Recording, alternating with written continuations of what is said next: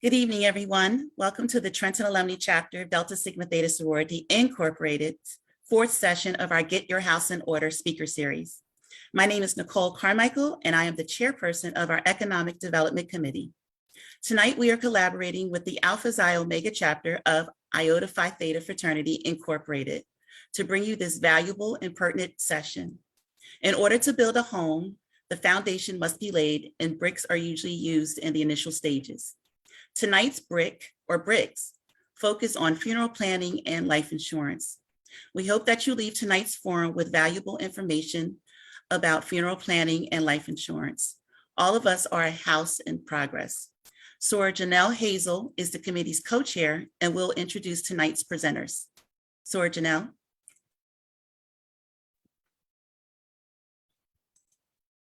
Thank you, Soror Carmichael. We are so pleased to have two wonderful presenters this evening.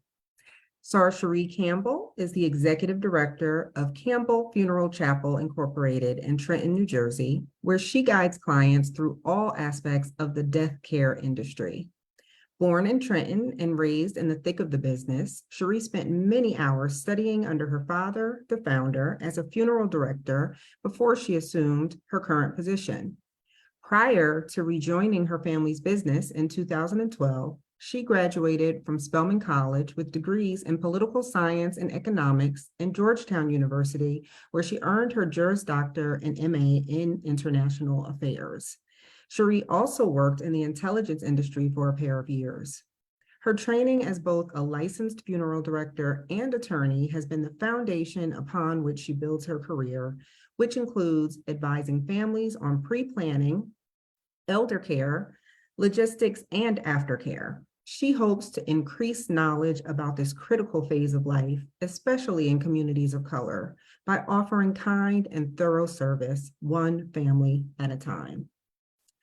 Chet Turner earned a Bachelor of Science degree in marketing from Delaware State University. He has 31 years of experience in the insurance industry and over 21 years experience as a State Farm agent. His mission is to help people manage the risks of everyday life, recover from the unexpected, and realize their dreams. His why is to serve the underserved, give opportunities to the least likely, and educate his people and the surrounding community on the importance that insurance plays in their lives. We are so pleased to welcome Cherie and Chet this evening. We will begin the presentation with Cherie.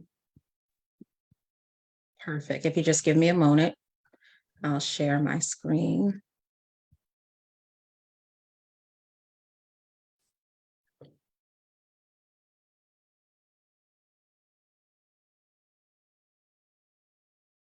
Okay. Hopefully everyone can view there.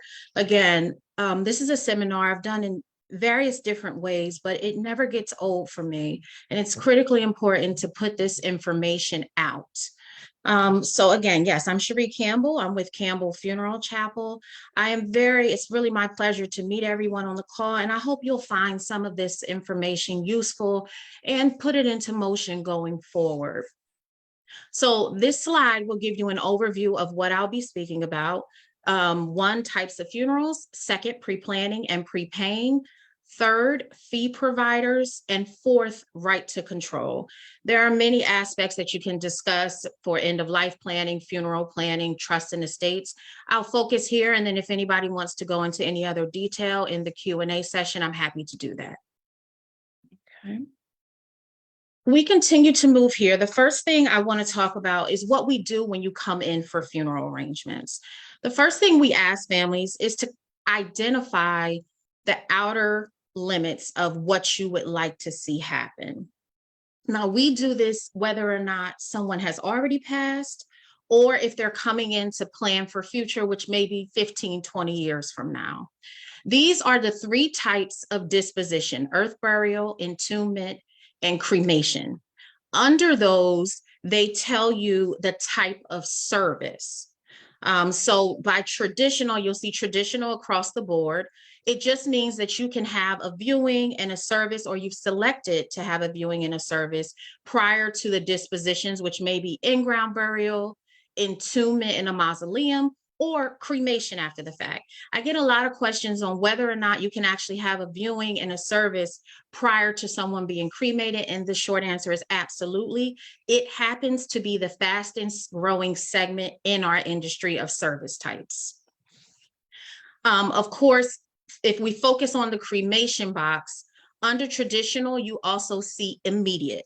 Immediate means that you go immediately or directly to that disposition. It means that you would elect not to have a viewing and a service prior to that form of disposition. Sometimes you see this in a graveside ceremony, which is generally what's called a direct burial or an immediate burial. If you're selecting to go in a mausoleum, then you'll have an immediate disposition directly there. It just means you won't have a church or chapel service prior. The other one, which is increasingly popular, is the memorial with cremation. Generally speaking, a memorial comes when someone has selected to be immediately cremated, but the family wants to celebrate their lives after the fact. That is when a memorial comes in, excuse me. A memorial works just like a regular funeral service. You just tend to perhaps have a larger picture. You may have an urn present. A memorial simply means a service without the body present. Okay. So now that we have the outer limits, these are the things that provide the boundaries of any funeral service. You would call, I would begin to ask, well, what would you like to do? Burial, cremation, or entombment? And after that, I say, well, what do you want your service to look like? And this can be many things, but it tends to either be traditional, immediate, and within that, there's a ton of different details under these umbrellas. Okay. Next up, which is absolutely the most common question I get, the average cost of funerals. Now, this varies across states, across counties in New Jersey. And I'm going to be honest, African-American led funeral homes tend to have lower starting prices than, for example, our white counterparts. This is all general information. Entombment is almost always, and when I say entombment, casketed entombment. When the body goes into a mausoleum or into a wall, it's going to always be your most expensive form. And that's because, at least in this area, mausoleums are roughly starting around $6,000 to $7,000 just for the mausoleum. If you then have a traditional service on the front end of it at a church, and then you process over to the mausoleum, you're looking at beginning at $12K. Okay. Now you may find some numbers slightly under this. Many will either be around here or a little bit higher. And I'm sure a number of you have had experience with planning funerals. So you might see that this falls within the realm of where you came down. Under entombment, the next most expensive form of disposition is going to be burial at a traditional cemetery. Okay. Immediate, again, with immediate, you tend to not have to have embalming. You tend to not have the rental of whatever venue your service is. So it brings the cost down substantially. Now, keep in mind, for a lot of these averages, I have used the most affordable grave, which is a stack grave, which is not always as desirable for families, but it is an option. And a stack grave just means that they put generally unrelated people one above the other. It may be 2 deep, 3 deep, up to 5 deep that I'm aware of in this area. Okay. Under there, cremation is almost always your most affordable option, whether you are going with traditional, immediate, or with a memorial. And that is because the cost of cremation as compared to, for example, earth burial, varies significant. The distinction is significant. So an average cemetery compared to an average cremation charge is it's going to be at least a $1,500 to $1,700 gap in between those two. That alone will make a huge difference. In addition, for most cremations, you are going to use a rental casket. That may also save you some money on the purchase of a casket. I have one note that I just want you to pay attention to. I'm not going to go too much in depth about veterans benefits, but just know that they do exist, and they can subsidize a lot of these costs. Veterans may go to a veteran cemetery, in which case the grave, the opening and closing, the vault, and the headstone are all included and free for both the veteran and their spouse. So keep that in mind, okay? And that the value of that is running at roughly $4,000 to $4,500 if you wanted to actually attach a number value to it.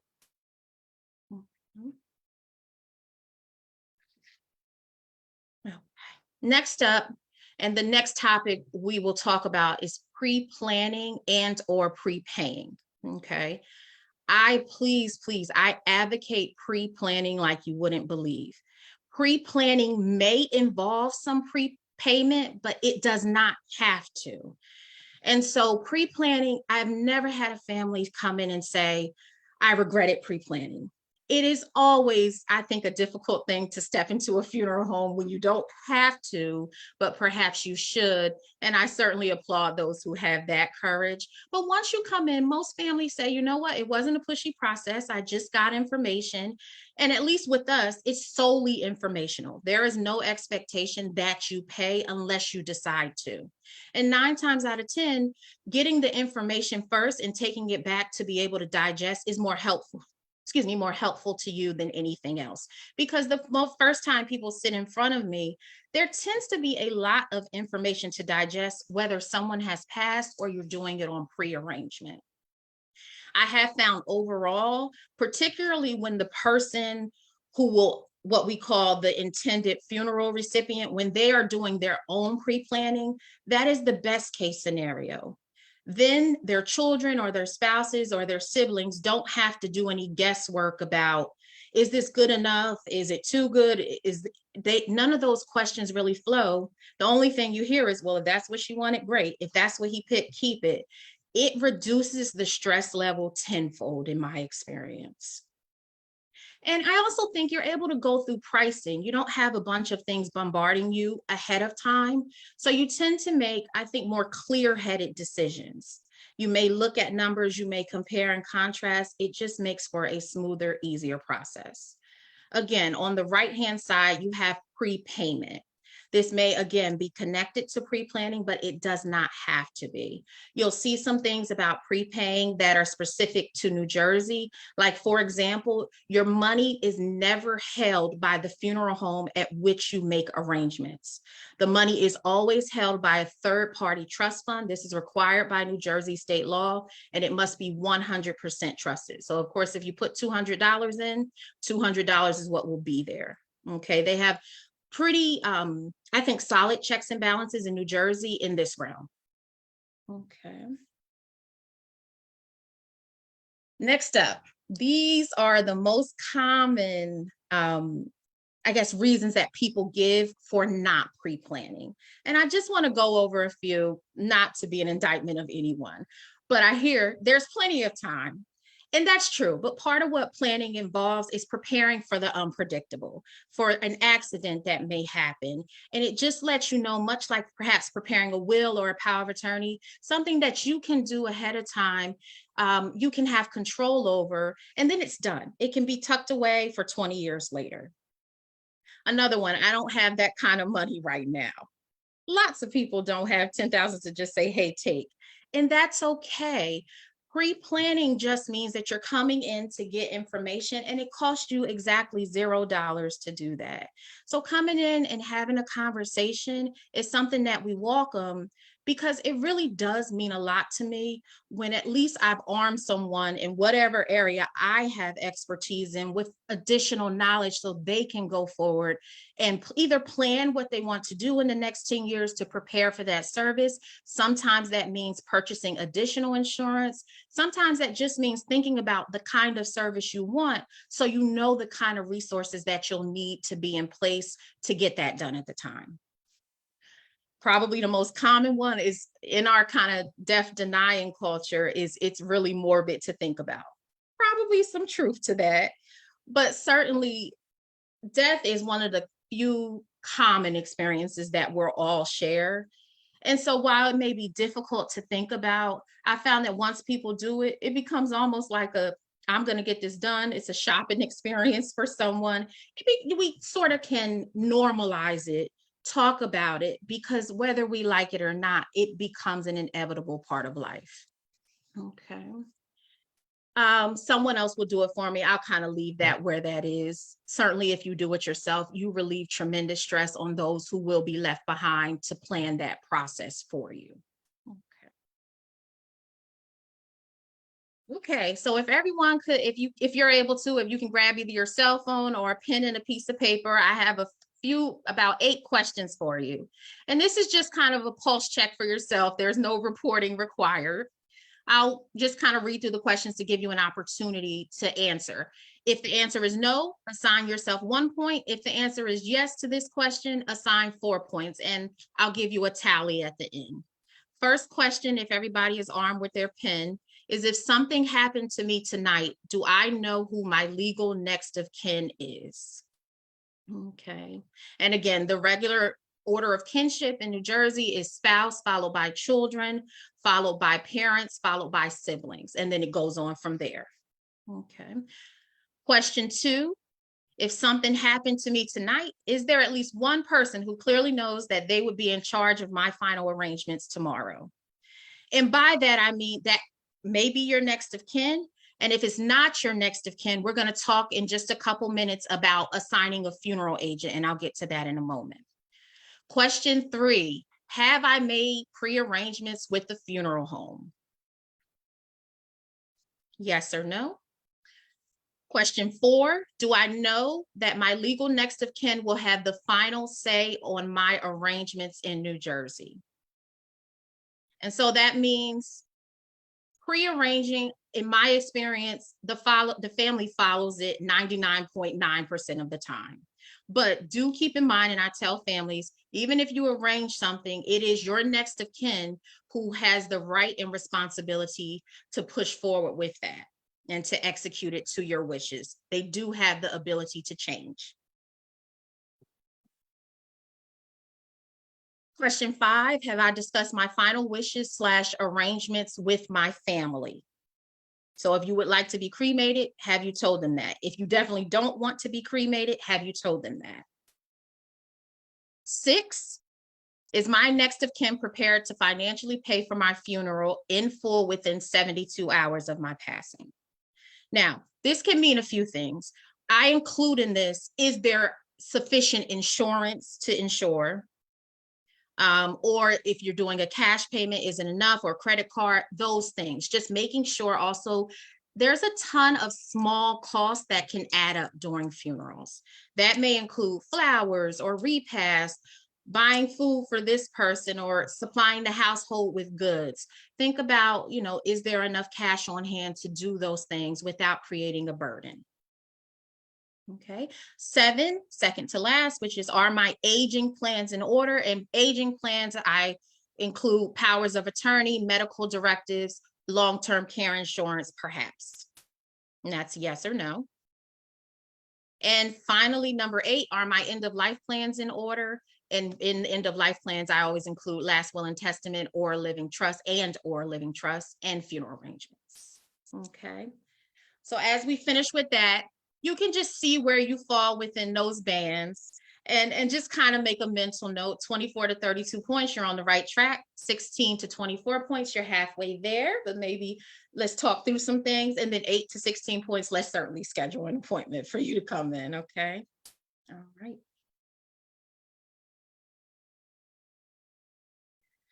The third of the 4 topics is fee providers, okay? The main 2 I'll put together is the first and third one. That is individual life insurance policies. They may be whole or term life, and Chet will go into that in more detail. And state pensions. Individual insurance policies are probably the most usable outside of cash. And the reason is that funeral homes will do what's called an irrevocable assignment. That is where the beneficiary is asked to sign, if they're willing to pay the funeral billing, and the insurance company will send a portion of their proceeds to the funeral home as the family has drawn up in their contract. Now, state pensions has an insurance portion to it, but I want to put a quick note on that, an asterisk really next to state pensions. Keep in mind that state pensions is not administered in the same way that an individual policy is. With an individual policy, you can call up. We don't ever say how much insurance do they have. The question is, hey, they have a bill here for $8,000. Is there enough to cover that? And if they generally say yes or no, and then we need to confirm the beneficiary and go from there. State pensions will verify none of that ahead of time. So if you've lost someone, they won't, let's say someone's wife dies, they won't tell the husband and they won't tell the funeral home how much is there, nor who the beneficiary is, which generally means that state pensions is not usable because it's not a source in which you can verify or guarantee. Currently, state pensions, now the money will come if you have state pensions. State pensions is at about 5 weeks once the person's passing is reported to even get paperwork out to the beneficiary. So if you, as you can imagine, then there's generally another 2 weeks in which they're processing the claim. So it's not uncommon for state pensions to take anywhere from 6 to 9 weeks to be paid out. As you can imagine, the funeral and probably a whole lot of other things have happened.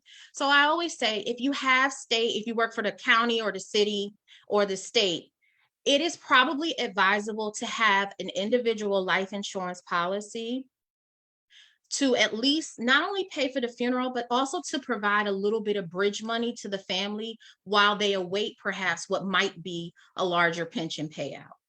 Keep in mind too, and I won't go too much into this, but once you retire, your insurance amount with the state does reduce down, and there's also an additional reduction after you turn 60. So that's something that's off to the side, but just keep that in mind. So you may want to have individual policies and not wait until the time of retirement to do that.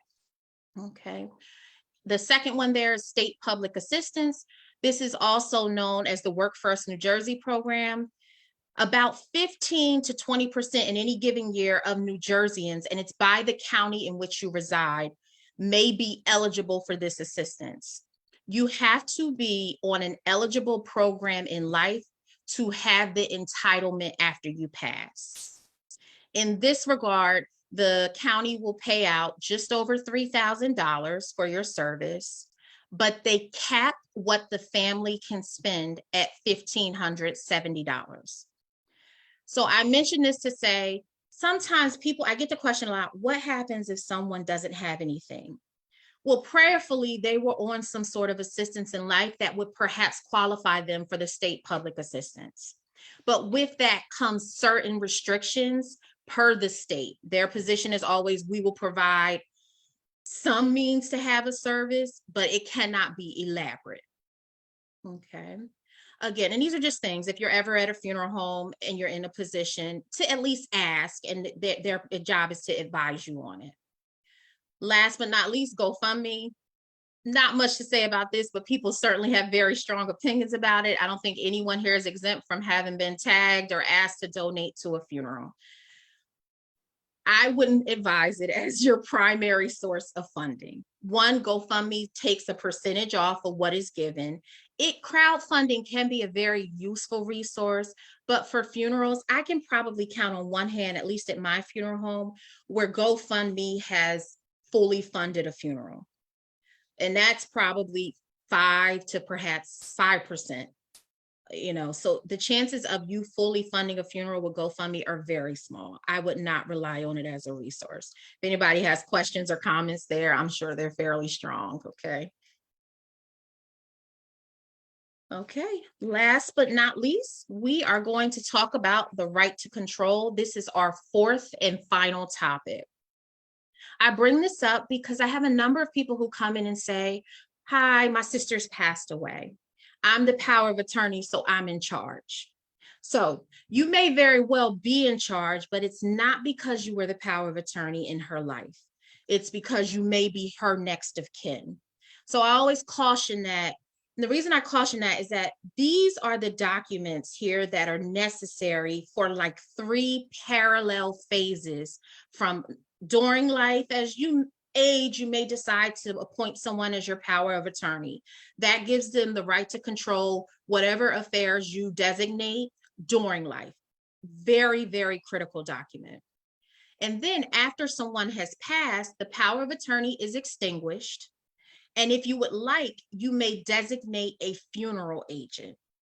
Now, if that funeral agent is going to be your spouse and the person who would already be in charge, which is your spouse, then there's not necessarily any reason to do it. The law already protects the spouse's right to control. But let's say, for example, your spouse is sick as well, and you want someone else like your sister, who would otherwise be like third or fourth in line to come in to have full control of your funeral. Then it's important to do a funeral agent designation. You used to only be able to put them in last wills and testaments, but that has changed in the last 3 years. There is a separate 2-page document that you can easily fill out, get it notarized and witnessed by 2 individuals, and you can appoint a funeral agent. I've seen this done perhaps where there is dissension within a family and there's one person that they want to be in charge. This gives them the control and the right to control legally. A funeral agent supersedes everybody, including your spouse. Okay.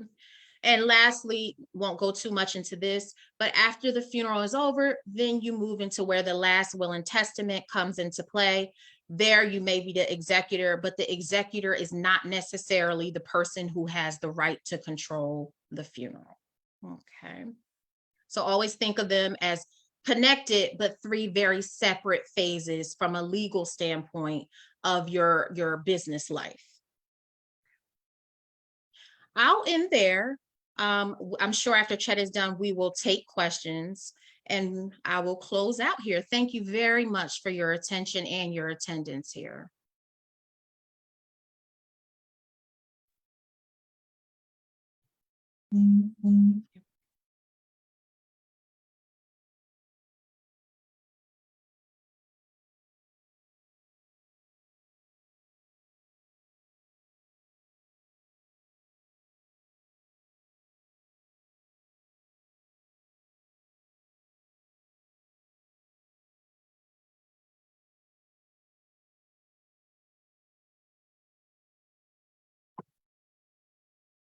Am I up?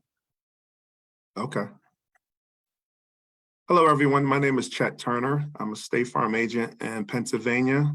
Also write insurance in New Jersey as well. I've been doing this for 21 years as an agent, 31 years total with State Farm right out of college. Doing a presentation today on the importance of life insurance. Cherie, thank you for your information. I'm falling a little short on my planning. I think I only had like 18 points, so I got to get up there. So thank you for that information. It's very helpful. I got to get on my job there. Okay, let me just give me a second here.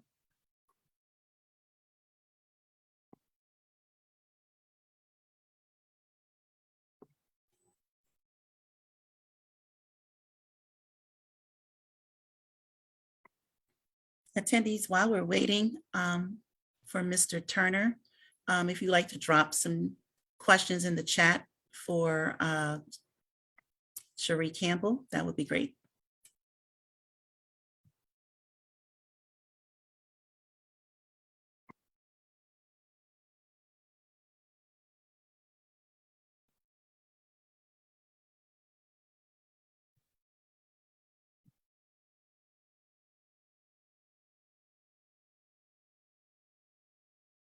Okay, thank you, Delta Sigma.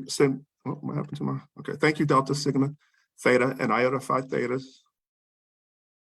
for inviting me today to talk about the importance of life insurance.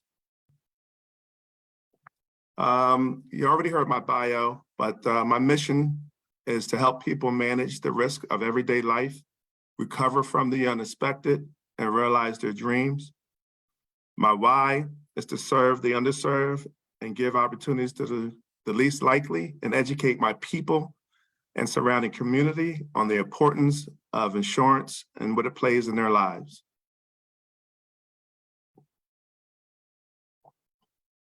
Can you guys see my presentation okay?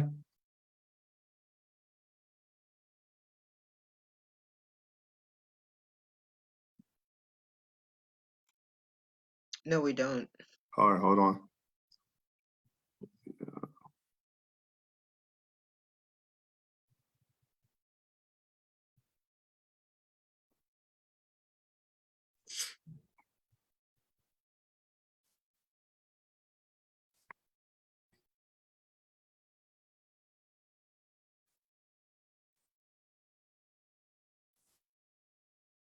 Chet, if we're having some difficulties, we can have Cherie answer some of the questions. Oh, there we go. Great. Good. Sorry about that.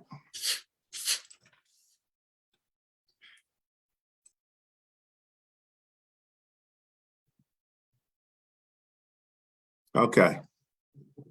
The objectives today, I want to educate each one of you on the importance of life insurance, discuss the benefits of life insurance, discuss the various types of policies, review the most common objectives to life insurance, discuss how to determine how much life insurance you may need for you or your family, and to set attainable goals and action plans to set up and to achieve your goals.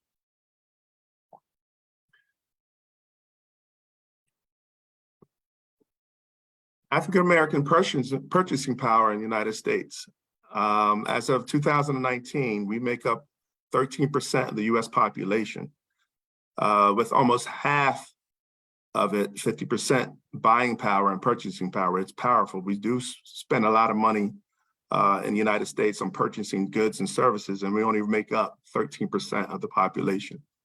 Our buying power is projected to reach $1.8 trillion by 2024. 2019, consumer expenditures by Black households total approximately $835 billion. And combined spending by all Black households has increased 5% annually over the past 2 decades. Black consumers may also have major influence in spending with luxury items, purses, watch, cars, jewelry, clothes, shoes, purses. We account for $60 million of the $385 million overall spending in those luxury item categories.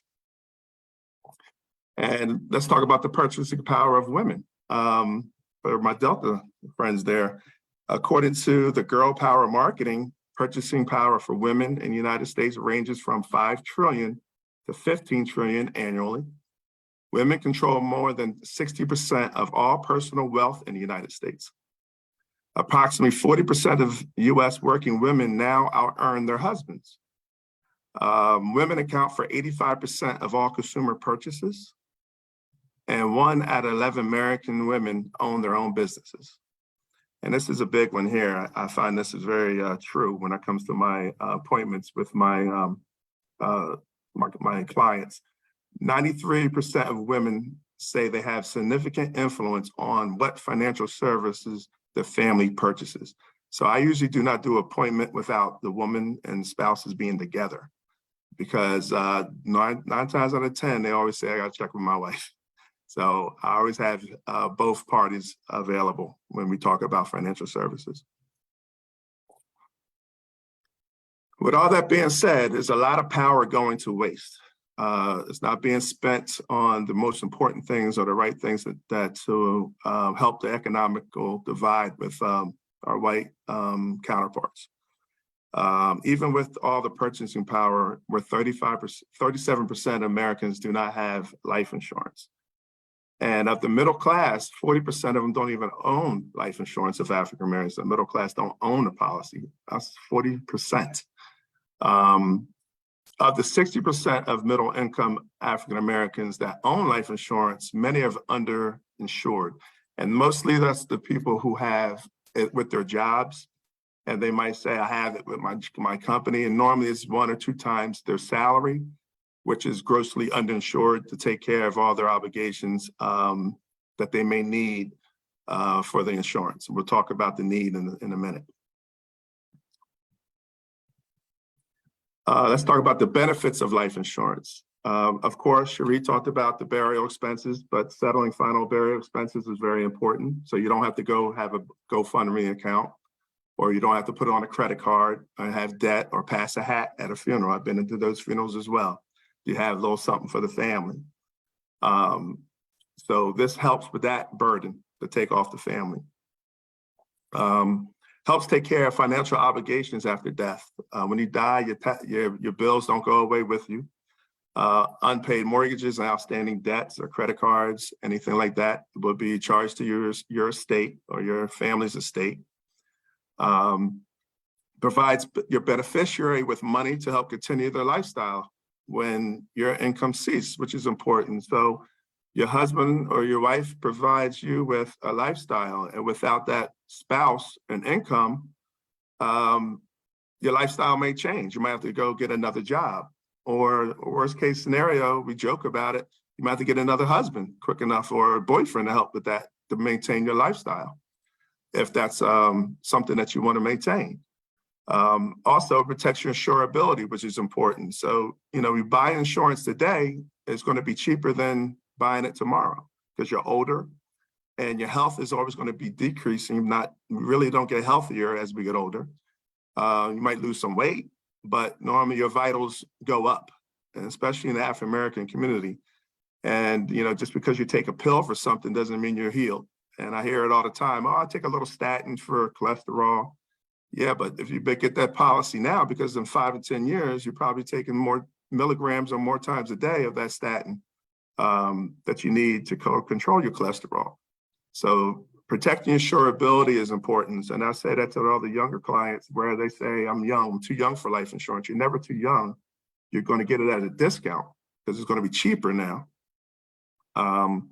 Also, it pays for education for surviving children. Average cost of education right now is going up $40,000 a year, $50,000 a year, state schools, times that by 4 years, times how many kids you have. So if something should happen to one of the spouse or your husband or your wife, someone's got to put the kids to school or they're going to have to get loans. But here you have opportunity to avoid that. It also gives you peace of mind. I know just like any other insurance I sell, life insurance is probably the most important one, the one I really have a passion for, because everything else you need by law. You got to have you have to have car insurance by law. You got to have homeowners insurance if you have a mortgage by law, and people pay it begrudgingly. But you know what? When they wake up in the morning and they find out their car is gone, yeah, they're going to be upset, but they're going to say, thank God I had that life insurance for my baby, my car. Same thing with, life insurance. We're going to make sure you have something. So if something does happen, you have a check coming from me or State Farm to take care of your obligations and your family. It also, more importantly, establishes a legacy for your family. After everything is paid off and done, you can leave money in a trust for your grandkids, for your children, to give them a leg up and a head start. And also it creates education because unlike our white counterparts, they have a head start because their grandparents probably left them money. My grandparents, I don't know about you, didn't have a life insurance policy to leave me and my sister or my mom and dad. But if they did, we might have had a house by now when we were 25, or a vacation home, or weddings could have been paid off. We wouldn't go in debt for that. I know my mom and dad paid for my sister's wedding and had to pay for that. But if they had a trust or something from grandma to take care of the granddaughter's wedding, that gives them a leg up. So to eliminate the financial gap, legacy is important with life insurance as well. The types of life insurance, I'm gonna keep it basic. We have a term and a permanent. There's other types, there's annuities, there's variable annuities, universal life, but we just talk about the term and a permanent. We could get into the other products on the sidebar if you would like, but term is strictly term. It's the cheapest. It provides strict coverage for a period of time. So you can have a 10-year term or a 20-year term or a 30-year term. After the term is up, those years, the policy is pretty much done. All the money you paid into that term goes to the insurance company and they keep it. They win the bet. And that's why we have actuaries and underwriters that do a great job. And when they know a 30-year-old wants to buy a 20-year term, they're going to live to 50, pretty much they're going to make it. We're going to keep all the money. So we're covering for $500,000. And after the 20 years, all the money you paid into that, the insurance company keeps. That's how they make their money. We only pay out 2% of our term policies. Just 2. So that means 98% of the policies, we're keeping all the money. And the 2%, sometimes it could be natural causes. So most of the time there are accidents, car accidents or homicides. things of that nature. So we have 2% that we pay out. So we make money on that deal. It's less expensive, and it's renewable and convertible, which means you can convert some of this term into permanent at any time without exam, which is important. All right. The other side is permanent, means just exactly what it says. It's permanent coverage for the lifetime. So you die, you have permanent coverage. It collects cash value that grows, which is your money, and it's tax deferred. Life insurance policies are not taxed. Proceeds are not taxed when they're paid out. And people know that, so they put a lot of money in their life insurance to give to their kids, tax-free. We call that living benefits. You know, everyone talks about life insurance as a morbid thing. There's a lot to it that has a living benefit. So the cash value that grows, that's your cash, that's your money. You can take a loan against it that you do not ever have to pay back. Only thing you have to pay back is the interest of the amount that you borrowed. For example, if we borrowed $20,000 out of your policy to start a business or to buy another house or investment property, we don't care what you use it for. It's your money. We just take it off the back end. So if you had a $100,000 policy and you pass away, guess what? Your beneficiary is only getting $80,000 now. What's the big deal? You needed that money while you were living. $80,000 is still a lot of money, but that helped you when you were living. So people understand that and they buy the permanent products over the term. When I explain that to them, they're like, it's more value. It's like, why rent when I can own? So, but it's more expensive for that policy. The premiums are normally stable, but you can have a flexible premium plan that could go up and down at like a universal life. But for the most part, they're stable. The most common objections I get, like Cherie said, or some of them are comical. But you know, I have coverage through work. I don't need any more. Your job could fire you, you can quit, or you could retire. You need something on your own. So I normally tell my customers, that's great, that's added on, that's gravy on top. But we're gonna have a policy that you own that you could take anywhere, and we're gonna add the coverage of your job. And it's normally 1 or 2 times your salary, which probably is not enough for a family. I don't believe in life insurance. A lot of people say that. It could be a cultural thing, it could be a personal thing. They don't believe in life insurance. I'm superstitious.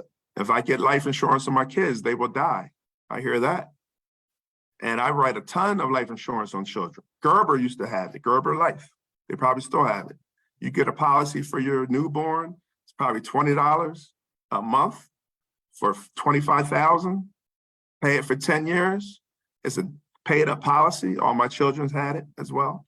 Paid up policy. I could give it to them when they mature and get older. And when I decide, I can make them the owner. And there'll be a first policy for him or her family to have life insurance. Something that their parents bought their children. It's the best gift you could give to a child, in my opinion. Not toys on Christmas that break or they outgrow clothes. Buy them a nice policy, a whole life policy, $20 a month. But people say, oh, my kids might die. I look at it as the living benefit. All the cash that's going to build up in that policy, by the time they go to college, you can use for their education or for their wedding.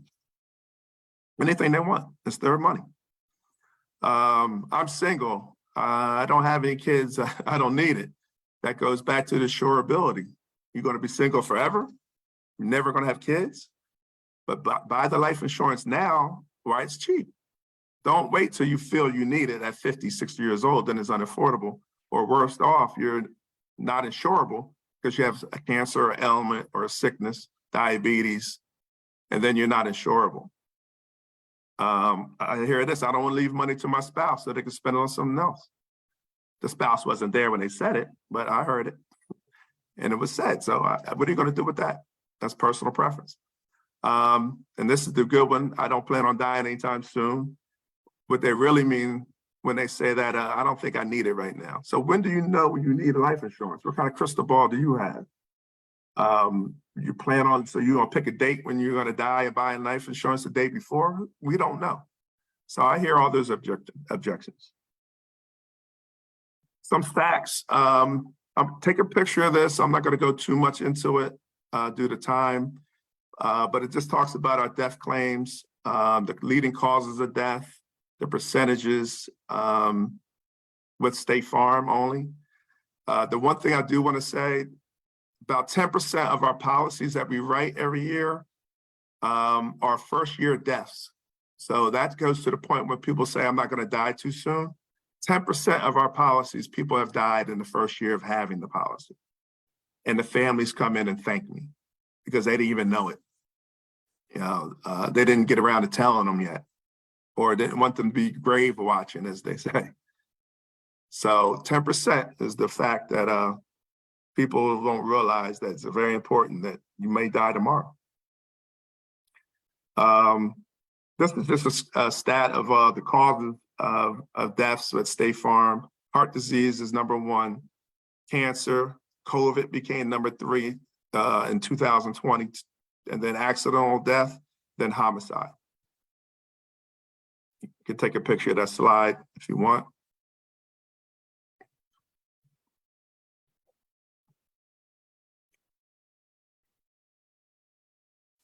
So how do you know how much coverage is right for you? People always say, oh, someone told me, Susan Ortman told me that you need 2 million, 1 million. Yeah, everyone should have $1 million of life insurance. Well, it's not a one-fit-all situation. You got to do analysis, and that's what I do. And I just use this acronym, LIFE. It's really simple. The L is all your outstanding debt. Each spouse would have one, a column. Outstanding mortgage would go in both columns. Credit cards, both columns. Auto loans, if someone has a loan, someone doesn't. Any kind of student loans, maybe one spouse has a student loan. So that's all your loans that's going to have to be satisfied when you pass away. I is income replacement. This is what we talked about, how much money you want to leave to your surviving spouse. A year of wages, 2 years of wages, maybe 0. And then third, like Cherie talked about, final expenses. Talk to your funeral home. How much do you think you want to put away for that? What kind of funeral do you want? Do you want to be cremated? Start planning for that. And you have education. This is for your children. You know, costs of tuitions are going up every year. So everyone's going to have an individual number that fits for their family. And from that number, this is everything that you want. Now becomes, what can you afford? And then we could put a product to make it more affordable. So if you needed $500,000 in term, would be cheaper than $500,000 of whole life.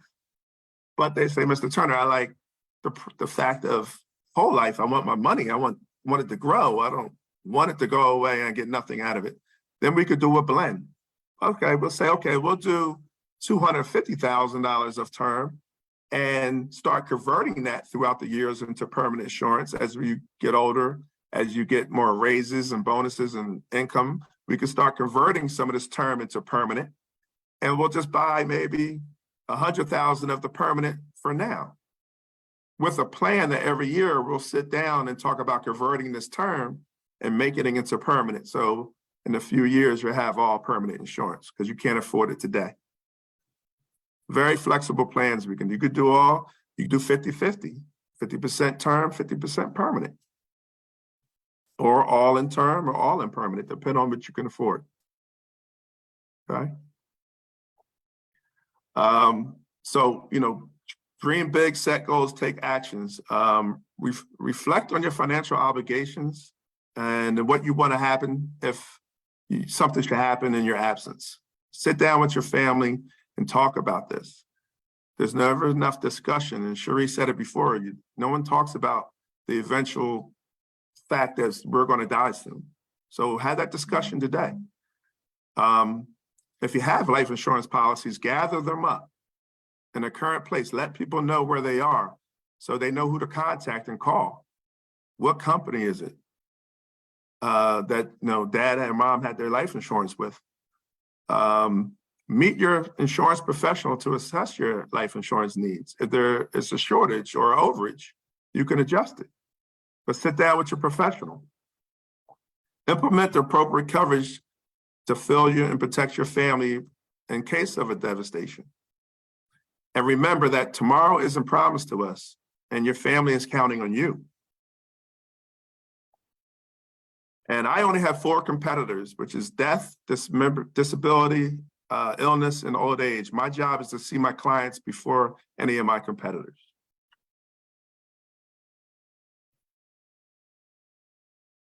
And that's all. If anyone has any questions, I think we're going to field that today. I kind of rushed through this because we're tight on time, but my information is here. If anyone wants to talk to me, sidebar, you can email me or call me. I'll be happy to answer your questions in detail and help you out.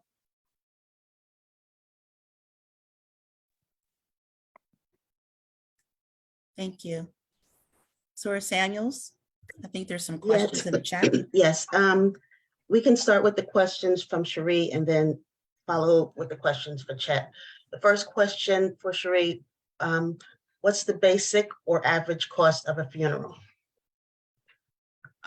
So if you're talking about, most times when people say that, they mean a traditional service, so a viewing and a funeral followed by ground burial. That's probably going to run you somewhere in the $8,000 to $10,000 range.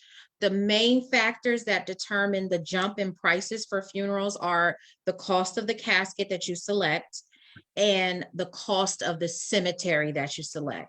Like I said, cemetery costs can range from $800 for like an economy stat grave, all the way to, like, for example, people are probably familiar with Greenwood.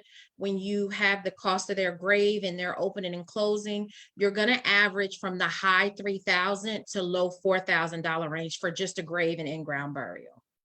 And that just depends on, because as you may know, most cemeteries have different sections and each section is assigned a different cost. So their lowest cost grave is $2,150 at Greenwood.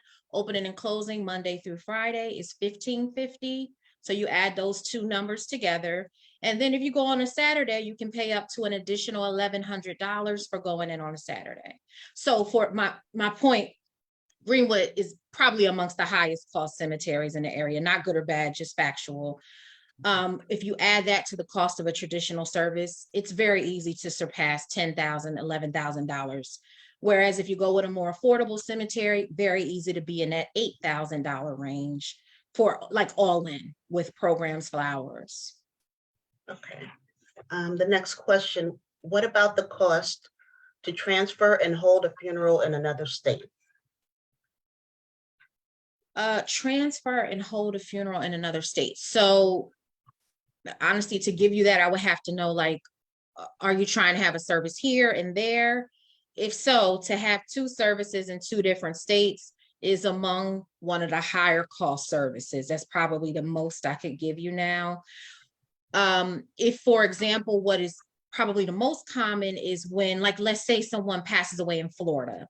You want no services there, but of course, in order for them to be placed on a commercial airliner and brought up to our way, you must enlist the services of a funeral home to embalm you and begin to complete the administrative paperwork in that jurisdiction. So with that, I always tell families, in my experience in the last couple of years, on top of the cost here to have a service, and if you're going to burial or cremation, add anywhere from $2,000 to $2,500 to that if you die in another state domestically, because now you're paying the cost of a commercial flight. They have requirements called an air tray that's required when you fly. You have to be embalmed, and you're likely going to pay some sort of smaller professional service fee to the funeral home there. Okay. Someone wants you to discuss the cost of burying ashes. Believe it or not, it's probably more expensive than most people assume. In cemeteries, 2 ways you can do cremated remains, and that is either in a wall called a niche unit, and it looks like in a mausoleum. You've probably seen the one that look like little doors as opposed to the larger doors for caskets. Those niches, I would say Greenwood and Ewing probably tend to have the most options in that area. They can range from like $700 to purchase the niche. I've seen them go all the way up to $3,000-$4,000 for the niche where you can put an urn. And then remember, you're going to have an opening and closing fee. I'm not going to be totally on target with this, but I think they range anywhere from like $500 to $1,000, depending on which cemetery. So that you combine those two fees. If you are talking about burying cremated remains on top of someone or in ground at a cemetery, I like to use Ewing Cemetery as an example because one, they're very common, and two, they tend to be in an average range for pricing. You're looking at their cost to do that is $550 in ground. And that's if you already own the space. If you have to buy the space, that can be a little bit more expensive. And they require you to put a vault around the urn. And that vault can range, normally it's a few $100s. And that vault is to protect it much like a concrete vault for a casket that will be used for earth stability and earth control. Okay. That was the last question for you. Thank you. The next Perfect. question is for Chet. How long does it take for a life insurance policy to pay out upon death? Well, that's normally depends how quick we could get the death claim in. A lot of times people take time to get their death certificate filed and get it to us as part of the claim packet. Once we have everything, probably within 30 days, as long as everything is in. I've seen some for 2 weeks when people are on top of everything. It has the full packet. They submit it within 2 weeks. It's paid. Now, if you just purchase the policy and it's still going through underwriting, and you should happen to pass away, it could be longer because they're still going to review the policy. They're going to get an autopsy, and autopsies take time. That's not immediate, and they're going to see what the cause of loss was. And if it was something that's cause of loss is something that they didn't put on that policy, they can rescind the policy. So it's a little bit more investigation on something like that. If it's a death that occurred quickly, before the underwriting was completed, it could be a while. Okay. The next question, is it true that those survivors of suicide victims can't collect life insurance? Well, we have a two-year waiting period for suicide. So if it's within 2 years, you're correct. There's no payment. After 2 years, people kill themselves, there's a payment. And I had an ex-employee that did that. He purchased life insurance, and he knew because he sold life insurance for me. And he made it a year and a month and committed suicide. And I got the call, and I was like, "Wait a minute!" And I looked at the dates when he got it. He knew it was 2 years and a month when he decided to do it and pay it out to his family. Okay. What is the process for pulling cash value from permanent policy? It's a two-part question from a permanent policy. And can you request funds monthly to supplement retirement income? Good question. As long as the cash is built up, you could take it's called a policy loan. So that's why we don't recommend it to supplement retirement, because you have to pay back the interest of what you borrowed every year. Like I said before, you don't have to pay back the principal. So that's why it's like your own bank. So I wouldn't suggest that to supplement retirement by taking loans out of your life insurance policy. But it's something that you can definitely take out. I could cut the check in my office. People come in, how much money do I have in there? I need it for Christmas or whatever. And I look at it and it has a loan amount. The maximum you could take this year is $500 or $1,000, and I could cut the check. So it's not a hard process, as long as there's money in there that you can borrow against.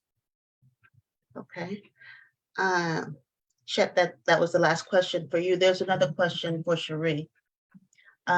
Is there a limitation on burial insurance in regards to time? That was for Chet. Oh, that was for Chet. I'm sorry. Yep, that is for Chet. Is there a limitation on burial insurance in regards to time? Yes. We have a product called Guaranteed Insurability Life Final Expense.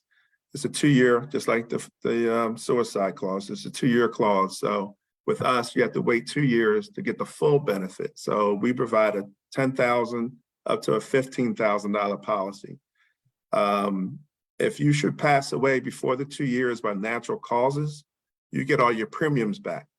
So if you paid into it $3,000, $4,000, and you didn't make it to the 2-year elimination period, your family gets $4,000, $3,000, whatever's in that policy, you get back.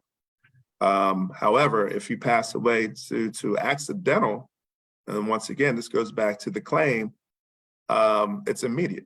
So you get the full policy value, but they will do an autopsy. They will make sure and say, okay, he died in the car, she died in a car accident, but did she have a heart attack first? So, so they're going to go back and exhume the body and do an autopsy, which is going to delay the payment.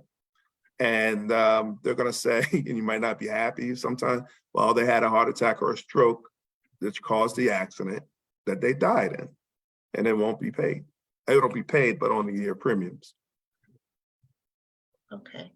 Well, thank you. That's all the questions in the chat. Nicole, did you have any questions on your end? No, I don't see any, just a lot of shares, great information. Gonna ask those that are attending that may not have put anything in the chat, if you would like to ask a question, you could raise your hand or just start talking and asking a question before we end the program. I have a question and I don't have a hand. So you were talking about the age to purchase life insurance, and I am considered a senior. So are you saying that the cost for life insurance is going to be higher? Yes. Than someone younger? Absolutely. Like, can you give me an estimate? Like maybe I'm relatively healthy. On how much? I mean, how much coverage, term, permanent? Well, let's just talk about our final expense, because I pretty much know that one is banded. So it stops at 80. Anyone over 80 years old cannot or is not eligible for the final expense. And I think it's about $100 to $130 that I've seen it a month. Someone who's 77, 80 years old, about that much, but it only provides 10,000. So people normally say that's a lot of money for 10,000. I'll just save it myself. Well, and I got to wait 2 years, so that's a lot of premium. Save it myself, and I'm getting cremated, and they start talking themselves out of that. But my whole thing, as long as you have a plan to do that, if you're going to save it, make sure you save it. Well, I already have the insurance through my job. So once I retire, I'm just looking, according to you, to supplement that, right? Absolutely. Okay. How much will you get from your job? Do you know? I'm not getting it. I mean, I'm just saying, do you know? If I were to die right now, it's 1.5 times my salary, but Right. I don't. But once you retire, how much would it be? I don't know. I have to check that out. Yeah, check that out. Thank you. You're welcome. Are there any other questions?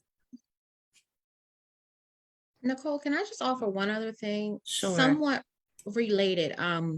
When Chet was talking about loans, and this is kind of off topic, but I know as a lot of us have aging parents, we may have parents who are looking to qualify to go on to Medicaid. Say if they have to be placed in a care facility or their medical bills are just mounting. Many times when they work to get qualified for Medicaid, they tell them to cash out the policies that they've had forever. That is not the case. And I don't want to go into too much detail, but I just want everybody to hold this kind of nugget. You do not have to cash out your policy to qualify for Medicaid. And I want to target it at what Chet was talking about. You can take a loan on the cash value that then helps whoever qualify for Medicaid and still retain that policy. Again, you have to do a side-by-side kind of financial analysis of whether or not it makes sense based on the value of the policy. But just keep that in mind. I get a lot of questions about that, where kind of insurance collides with elder care. And that's something that, so if you've had a policy that say Chet wrote 10 years ago. You don't now have to cash it in and terminate it because you'll most times get a whole lot less. There are ways to retain the policy by taking a loan and still remain Medicaid compliant and eligible. That's a good point. That's excellent.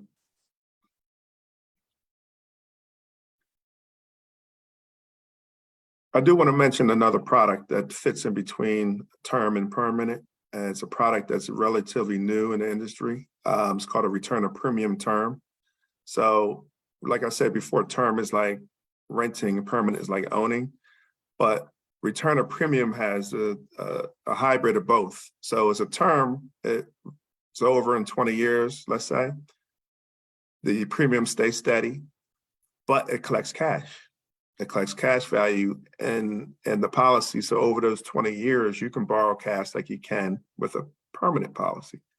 But now after the 20 years, the policy's up. But guess what? You get a check from State Farm or whoever, tax-free, with all the premiums that you paid into it, $30,000, $40,000 comes back to you.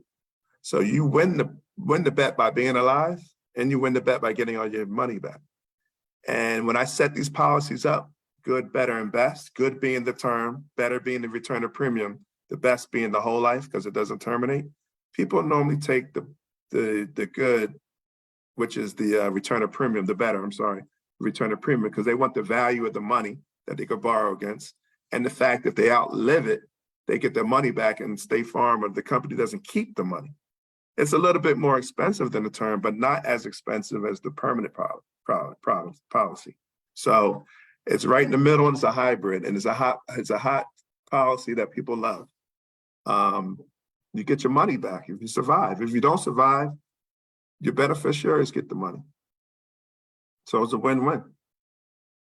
But you got to be able to afford it every month. And that's the thing. It's a forced savings account. So if the term is $50 a month and the return of premium is $150 a month, I just tell my clients, there's a $100 gap there. Can you be forced to save that, to put it to this policy in order to get it back in 20 years? And most people figure it out. It's like, yeah, I can, that's worth it for me to pay that. If I'm gonna get it back, and if I don't get it back, my family's gonna get it on the benefit side. And I could borrow against it as it grows within the 20 years and use it, absolutely. So it's called a return of premium. So you could talk about it, ask your insurance professionals about it. Has more value, like I said, than a strict term, but not as expensive as a permanent. Now the only downside is after 20 years, you have no insurance, because it's up. But you could take the $30,000, $40,000 that you got to buy an annuity, which only costs $25,000. And you can do different things that way. Your kids are grown, maybe you might not have a mortgage in a house, your expenditures aren't as high as it was 20 years ago, so you might not need that much. So maybe the $30,000 annuity would be enough. So just the different options.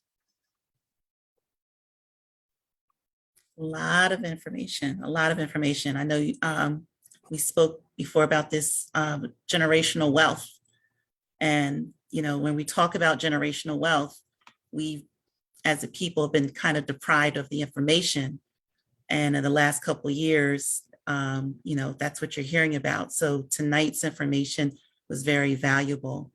For both of you, if you don't mind putting your information, your contact information in the chat. And I think we have another hand raised while you guys are putting that in the chat.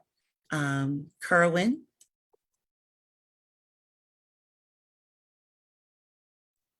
I think you're on mute. Oh, can you guys hear me?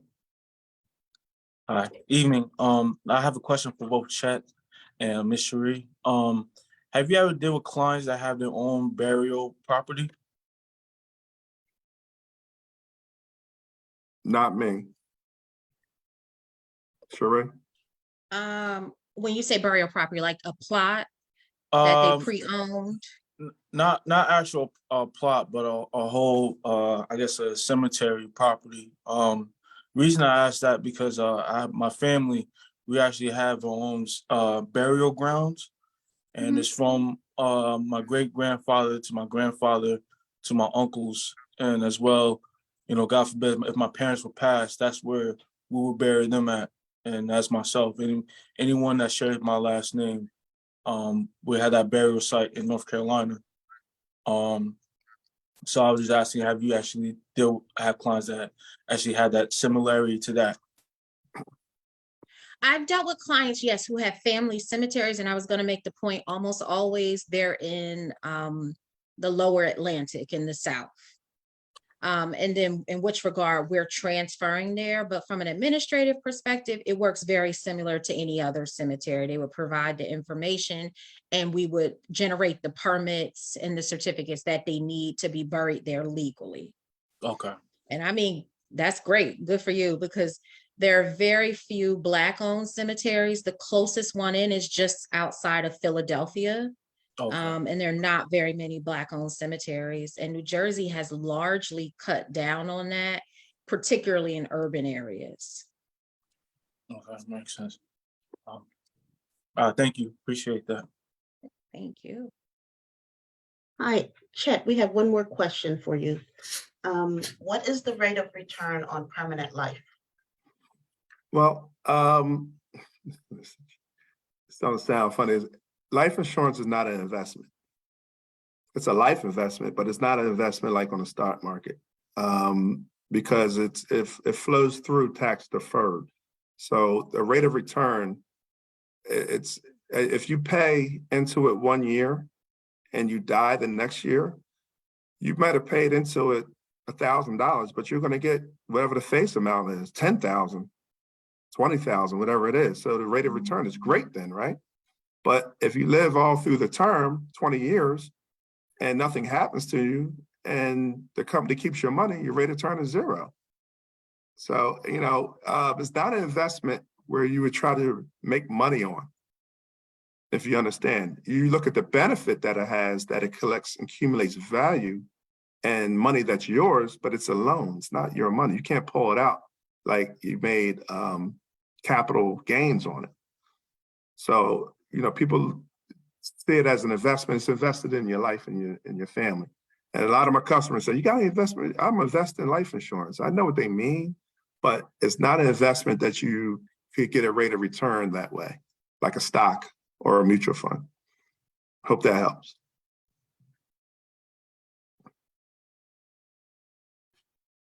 Great. Any other questions? Okay, perfect timing. Well, thank you, Sora Campbell and Mr. Turner, for all of your useful information you presented to us this evening. Participants, here's your time to let us know how you received this session and what else you may think that you want to see our chapters present to you. I'm going to drop a link, and while the following people are acknowledging and saying remarks, if you could just open up the link and complete the form. Thank you. I think the next person is Tony. You are up next, and then Madam President. Good evening. On behalf of the men of Iota Phi Theta, we want to thank the ladies of Delta Sigma Theta and, Mr. Chet Turner and Ms. Cherie for this valuable exercise tonight, listening to the information. So much is like a taboo. And these are the type of things we need to talk about because these are real life issues, especially a lot of my brothers that's on this call as we get up in age. All the information you provided hit home because we did lose a brother in the chapter. And fortunately, he did have some coverage. But again, we could do better. You know what I mean? It's not just about having coverage. I think the biggest takeaway from me is the fact that you want to continue to live a certain lifestyle. You know what I mean? And we need that. And then if you're comfortable in that, we need to pass this along to our kids. And I don't think we think about that. And when you mentioned the fact that this is not maybe a sexy gift to give somebody, but it's really a valuable investment for them. And I just think that everyone in this call, I know what we're going to do. We're going to take this information, your personal information, and share that with all our contacts because we need this to be ongoing. This is something we really need to talk almost every month. But I really want to thank you for this time, for the education.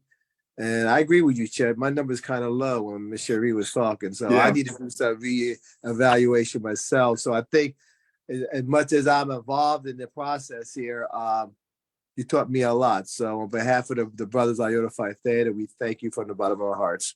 You're welcome. Thank you. Thank you for having us. Thank you. Good evening. My name is Georgette Bowman. I'm president of Trenton Alumni Chapter of Delta Sigma Theta Sorority Incorporated. We'd like to thank the gentlemen of Alpha Xi Omega Chapter, Iota Phi Theta Fraternity Incorporated, for collaborating with us this evening. We would like to thank our attendees for joining us in this speaker series of Get Your House in Order, The Elephant in the Room, Funeral Planning, and Life Insurance. Thank you to our panelists, Chet Turner. Thank you to our soror chapter member, Soror Cherie Campbell. We appreciate all the information that you brought to us this evening, and thank you for sharing your knowledge with us. To our chapter's Information and Communication Committee, thank you for your technological support, as always. A special thank you to our committee, our Economic and Development Committee, Chair Nicole Carmichael, Co-Chair Janelle Hazel, to all the members on the committee. We thank you for putting this event together for us this evening, again, and bringing a wealth of information, not only to our organization members, but to the community as well. We thank you for joining us this evening, and we hope that you complete the evaluation because it gives us information that we can use to bring you more informative programming. And to all, have a good evening.